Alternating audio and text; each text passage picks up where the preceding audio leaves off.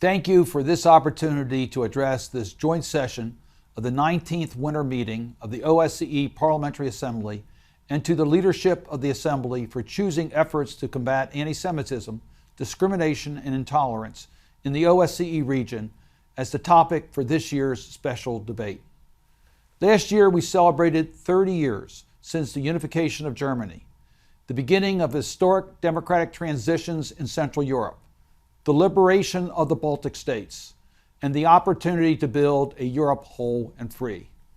The years since have not been wasted, and across the continent, a generation has benefited from peace, security, prosperity, and democracy. Still others in Europe look to join the institutions that have secured these benefits. In spite of this, we are faced today with rising threats to democracy. OSCE states, including my own, turn away those in need of humanitarian assistance at their borders, and we are witnessing a resurgence of anti-Semitism, racism, and other prejudices across our nations. My own country was witness to some of the worst anti-Semitic and xenophobic attacks in recent years. At the Tree of Life Synagogue in Pittsburgh, and targeted killings of Latin Americans in El Paso, Texas, not to mention recent violence in other parts of the country. At last year's annual session, many of us came together at the Lessons from the Past, Leadership for the Future side event, where we spoke about lessons from the Holocaust, including the early warning signs from the past, which are rising to the surface in the present. It is our responsibility as leaders to safeguard our democracies by speaking out and using our tools and our voices as legislators against those who would seek to divide our societies, even our fellow parliamentarians, by fostering a permissive environment of hate. While I am unfortunately unable to join you, it is my hope that today's discussion will build upon the efforts we began at the annual session in Luxembourg last year. As we enter a year that marks the 75th anniversary of the liberation of Auschwitz, we must remember those from whom the liberation of the camps came too late.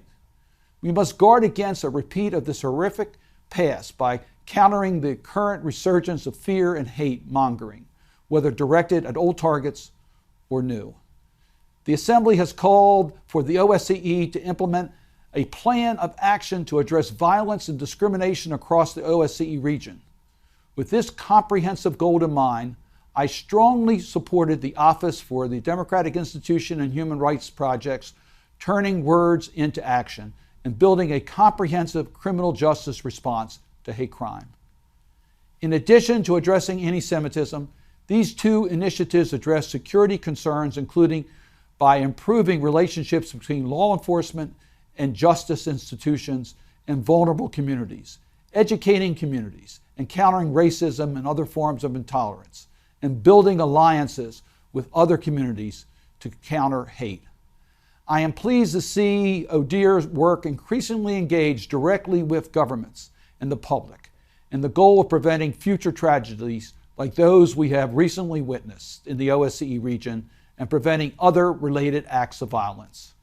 In my own country, as a U.S. Senator, I have continued to ensure that the budget of my government annually includes funding to fight anti-Semitism, racism, intolerance against migrants, Muslims, and other religious communities globally and at home. As leaders, I ask that you join me today in working across the OSCE community to ensure that all people within our borders are able to live and worship safely and with dignity. Thank you.